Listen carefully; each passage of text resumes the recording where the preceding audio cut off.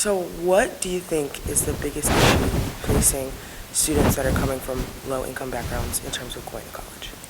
Well, basically what I found was that the first issue is just getting them there. A lot of times kids who are coming from these lower backgrounds don't have the resources to be able to get to college. They don't have people that are helping them with applications and SATs and things like that. So that's the first step. And really what I looked at in my piece was more of, once they get here, what are schools doing to keep them here and, kind of subsidize that funding to keep them in the higher education loop if that's a goal for them. And what are universities doing once the students actually get on campus? Yeah, so I looked at a variety of universities in North Carolina, mostly private schools, but I also looked at a public school in New York.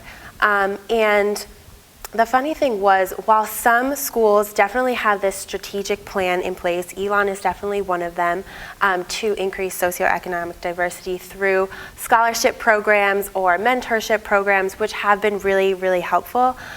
Some of the more elite colleges, for example, I talked to Duke, really don't have a plan in place, and that's not really a goal for them. So that was one of the most interesting things that I found in my research.